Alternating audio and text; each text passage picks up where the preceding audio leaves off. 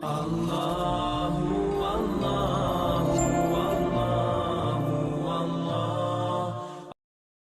5 menit saja ke depan berpikir merenungi apa yang saya sampaikan. Teman-teman sekalian, kita ini sebagai orang beriman tahu dunia ini akan dilaluin. Kita tidak akan berlama-lama di sini. Jangan sampai dunia ini menjadi target utama. Berantem gara-gara tanah, berebutan karena warisan, berebutan karena jabatan, kadang-kadang berebutan hanya karena masalah pasangan hidup. Untuk apa? Untuk apa teman-teman sekalian? Dunia ini mungkin di mata antum kelihatan besar kalau dekat. Misal, saya tidak tahu bapak-bapak mengerti nggak? Kalau ibu-ibu biasanya langsung mengerti kalau masalah contoh-contoh perhiasan. Kalau ada orang punya berlian, besarnya seperti bola pingpong, kaya nggak? Rupanya ada juga bapak-bapak yang paham. Itu kaya luar biasa. Kalau dia punya berlian seperti bola basket, kaya nggak? Coba taruh berlian yang seperti bola basket itu di tanah, terus antum naik pesawat ke atas. Makin jauh, kelihatan enggak? Orang yang perebutkan tanah 1000 kali 1000 meter, 1 hektar, berapa hektar, tumpah-tumpahan darah. Padahal kalau dia naik pesawat hilang semua tuh. Mobil mewah, bangga-banggaan dengan mereknya. Kalau kita di atas pesawat kayak gentong-gentong lagi jalan. Cuma hiasan dunia. Apa yang mau dikejar? Gitu kan?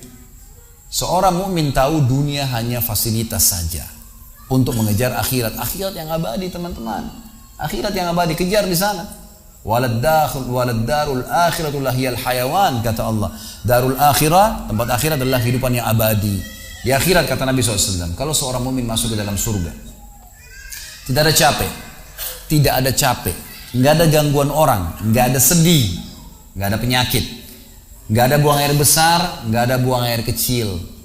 Makanan dan minuman yang dimakan ahli surga yang tidak dibutuhkan oleh tubuhnya akan keluar dalam bentuk keringat yang lebih wangi dari bau kasturi. Gak ada lagi masa tua, gak ada masa anak-anak.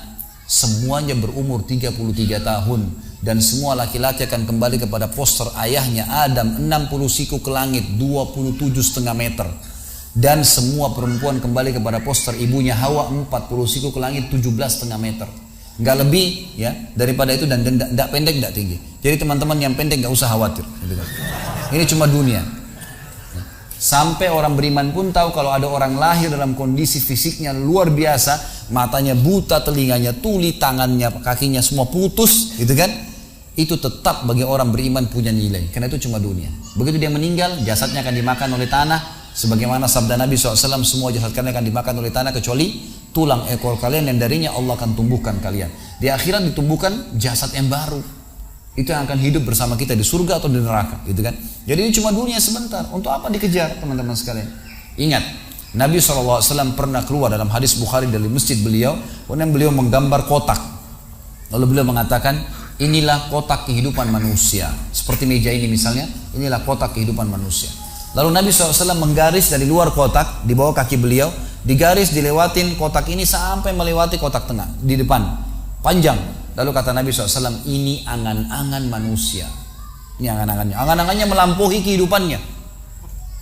Lebih 500 tahun ke depan, padahal umurnya cuma 60-70. Lalu Nabi SAW menarik dengan tongkatnya dengan keras dari sisi kanan garis kotak, digaris dengan keras sampai terbongkar tanah itu, digaris dan memutus garis tengah itu. Lalu beliau mengatakan, dan ini kematian yang akan datang memutus angan-angannya.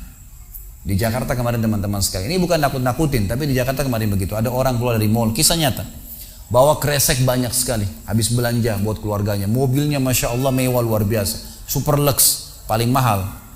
Parkir, begitu melihat tukang parkir, yarhamkallah, tukang parkirnya sangat senang nih, karena ini orang kaya, pasti kasih tip yang banyak gitu. Naik di mobilnya, di starter mobil, tidak pakai supir kebetulan, dia nyalain, mobil di depan ada, mobil di belakang ada, jadi terhimpit. Tiba-tiba orang ini atau starter mobilnya diinjak gas dengan sangat keras, mundur ke belakang, nabrak mobil di belakang, hancur total. Tukang parkirnya pun tadi jadi marah, Pak, apa nggak lihat, ngambil marah-marah. Tapi anehnya orang ini gasnya terus kencang, gitu ribut, gitu kan? Maka tukang parkir curiga, dibuka pintu, orang itu sudah meninggal dunia.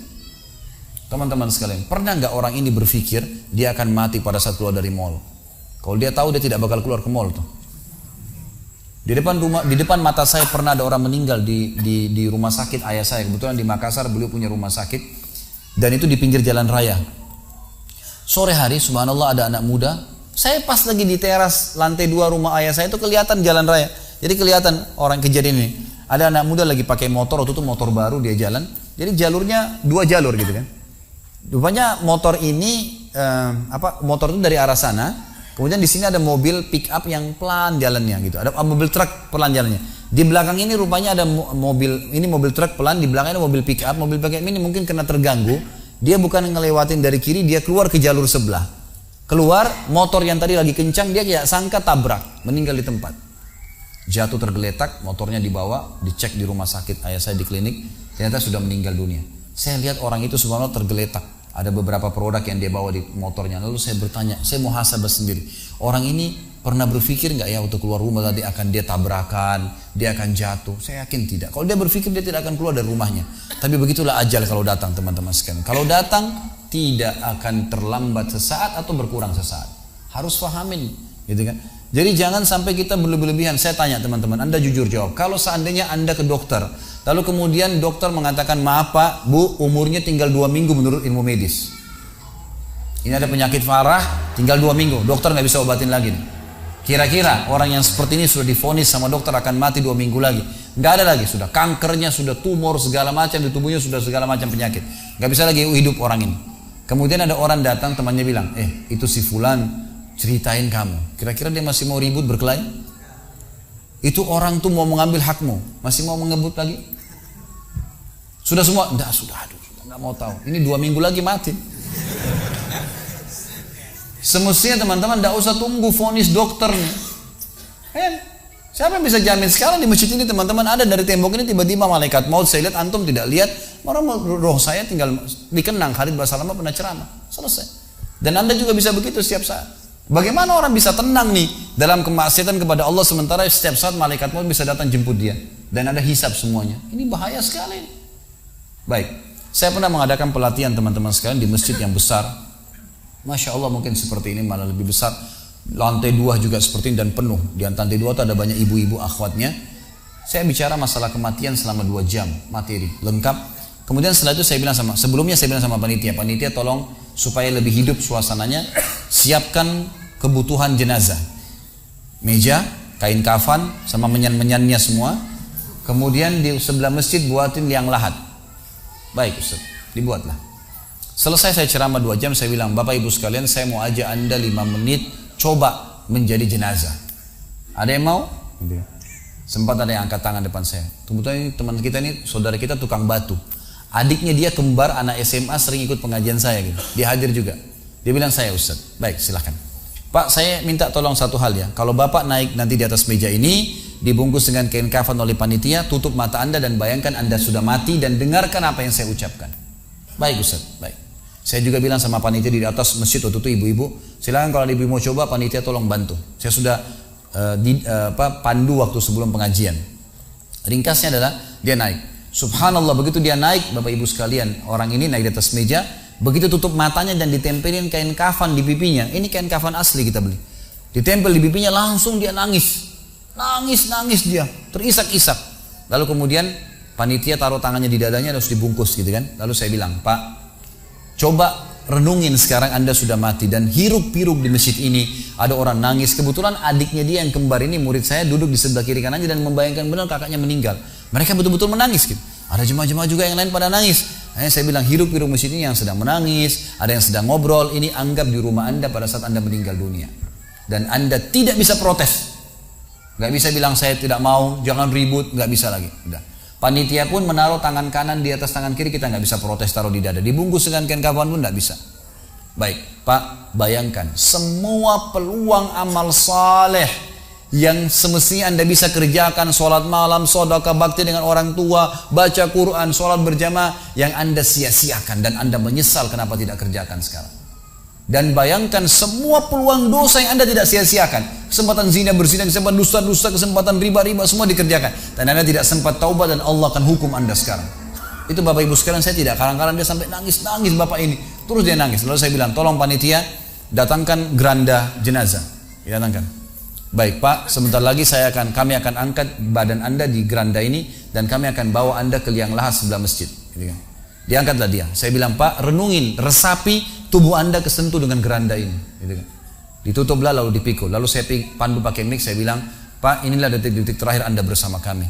Terus sesalin perbuatan-perbuatan dosa Anda pernah lakukan, peluang-peluang ibadah Anda sia-siakan. Sampai tiba di luar masjid, saya turun ke liang lahat, saya buatin sendiri tanah, kemudian saya buatin gubernur, lalu diturunkan dia. Setelah diturunkan, saya suruh tutup matanya, kemudian ditutup dengan kain. Saya keluar, lalu saya pakai mic, saya bilang, Pak, buka matanya. Inilah rumah Anda sekarang. Walaupun rumah Anda 1000 kali 1000 meter di dunia, kembali ke 1 kali 2 meter. Ini tempat Anda sekarang. Dan sebentar lagi malaikat akan datang menanyakan kepada Anda pertanyaan-pertanyaan yang Anda sudah tahu. Selesai. Berapa mungkin sekitar hitungan detik. Ini semua proses kurang dari 5 menit teman-teman sekalian. Lalu saya bilang, buka. Dibuka kain tersebut. Lalu saya bilang, teman panitia bantu. Bapak ini keluar. Keluar dia. Waktu dia keluar dari kuburan, liang lahat itu teman-teman, sempoyongan. Kayak orang yang sudah pusing gitu. Keluar. Kemudian saya bawa ke masjid. Saya pegang tangannya masuk ke masjid. Duduk. Lalu saya kasih mic. Pak, tolong ceritakan pengalamannya kepada jemaah jadi jenazah 5 menit. Itu dia pegang mic, gemetaran. Ustaz, saya tobat. Saya durhaka sama orang tua. Saya nggak sholat. Saya begini. Ini dia lupain, ada ribuan jemaah depannya nih. Dia nangis-nangis. Sebutin semua kesalahannya. Semua pada banyak ikut nangis. Dia kayak orang ketakutan betul. Gitu kan. Baik, selesai. Saya panggil siapa lagi yang mau coba? 2, 3, 4 orang. Rata-rata semua begitu keadaannya. Gitu kan. Alhamdulillah mereka sadar seketika pada saat itu. Lalu kemudian saya bilang, penutupan, ada bahkan ibu-ibu yang coba di atas pingsan, ibu itu. Kita bukan nakut-nakutin, tapi memang saya praktekin. Lalu saya bilang begini, Bapak Ibu sekalian, sebagai penutup acara saya bilang pada saat itu, bahwasanya ini hanya praktek jadi jenazah. Tapi ini ya akan datang satu waktu Anda dibungkus kain kafan tidak bisa kembali lagi.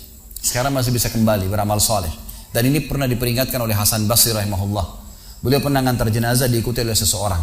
Lalu Hasan Basri tanya, wahai fulan, kalau seandainya jenazah ini tiba-tiba hidup sekarang, apa yang dia kerjakan? Kata orang ini, tentu dia akan sholat, dia akan puasa, dia akan ngaji, dia akan kerjakan ibadah-ibadah. Kata Hasan Basri, kenapa? Dia bilang karena dia sudah mati, dia tahu nilainya ibadah itu. Kata Hasan Basri, yang kau ucapkan benar, tapi yang di depan matamu ini tidak bisa hidup lagi. Kamu sekarang masih hidup, kerjakan seperti dia kalau dia hidup. Jangan tunggu itu, gitu kan? Ingat teman-teman, pujian teman, ancaman teman, atau orang sekitar kita, hanya sepanjang lidahnya. Kamu hebat ya, kamu kaya ya, kamu gagah ya, kamu cantik ya, sepanjang lidahnya demi Allah. Mau apa itu? Apa yang mau direbut? Orang-orang setengah mati sholat malam sejam 2 jam, besok ceritain ke orang hanya butuh pujian sepanjang lidah dia. Untuk apa? Teman-teman yang suka riak nih, saya ajarin caranya gampang. Ada caranya gampang. Kalau Anda besok pagi mau cerita kepada teman-teman Anda di kantor atau tempat, saya sholat malam, gak usah tunggu besok pagi setengah mati, ngantuk-ngantuk nanti malam bangun. Jam 2 malam sebentar datangin rumah teman yang jadi target, ketok pintunya, nih saya mau sholat, lihat ya. Selesai, gitu kan. Untuk apa nunggu besok setengah mati, gitu kan. Gak ada gunanya riak, pujian orang sepanjang lidahnya, jangan, gitu kan. Gak ada gunanya. Jadi teman-teman sekalian sadarilah mati akan datang dan jadilah seperti Bilal radhiyallahu anhu, sahabat Nabi yang mulia, waktu ditanya, "Ma ra'yuka bil maut?" Apa pendapat Anda dengan kematian? Kata beliau, "Marhaban bil maut." Selamat datang kematian. Apa yang saya mau takutin? Apa yang dia mau takutin kalau selama hidupnya dari bangun tidur sampai tidur semua ketaatan? Pastilah terbalik, orang rindu, gitu kan? Orang mukmin itu rindu. Waktu terjadi perang Yarmuk tahun 14 Hijriah. Waktu itu dipimpin oleh Khalid bin Walid dengan di situ di dalam pasukan ada Sa'id bin Zaid. Sa'id bin Zaid salah satu yang dijamin masuk surga. Teman-teman bisa nonton serialnya di website di www.khalidbasalamah.com, ada serial sahabat. Saya ceritakan di situ ceritanya. Jadi kata Sa'id bin Zaid, waktu kami berhadapan dengan pasukan Bizantium, Romawi, Nasrani ini, mereka jumlahnya 120.000 orang, dipimpin oleh pendeta-pendeta dengan salib-salib yang besar dari emas. Lalu mereka memukul pedang-pedang mereka di perisai mereka sambil melantunkan yel-yel mereka sehingga membuat kami pun sempat nyali kami ciut, gitu kata Sa'id bin Zaid. Lalu subhanallah datanglah Abu Ubaidah bin Jarrah, pimpinan perang yang lain, mengatakan, ya muslimin beginilah, begitulah, semangatlah, pahala jihad disampaikan. Lalu tiba-tiba ada satu orang yang membakar semangat kami. Satu orang, dia datang mengatakan, wahai Abu Ubaidah, pimpinannya, wahai Abu Ubaidah, saya sekarang sudah tidak sabar, mau mati syahid, saya mau masuk sekarang ke sana. Gitu kan. Ada pesanmu untuk Rasulullah SAW? Ada pesan tidak untuk Nabi? Saya sudah tahu saya akan mati nih. Kata Abu Ubaidah, sampaikan salam kami dan kami memperjuangkan agamanya. Orang itu pun masuk ke pasar, ke musuh sendirian. menembus musuh tersebut sampai mati syahid. Kata Sa'id ibn Zaid, suatu saya lihat semangatnya orang tersebut dan tahu yakin dengan janji Allah benar, maka saya loncat dari kuda saya lalu saya tunduk, kemudian saya membaca Allahu Akbar lalu saya menyerang musuh. Semenjak itu rasa takut saya hilang dan akhirnya kami memenangkan peperangan. Jadi memang teman-teman sekalian, mati itu akan dilaluin. Dan memang mati sebuah pintu, kita harus laluin. Tanpa mati tidak bisa. Tapi orang beriman tahu, mati itu justru kebahagiaan buat dia. Karena semua yang bertahun-tahun dia kerjakan, dia akan panen di sana. Semua kehidupan abadi ada di sana, maka dia rindu dengan mati. Tidak perlu takut, gitu kan? Toh akan datang. Jadi harusnya difahami masalah-masalah seperti ini. Baik teman-teman sekalian, kita tutup dengan sebuah kisah yang kita rangkumkan insya Allah tentang masalah orang kalau bertakwa kepada Allah.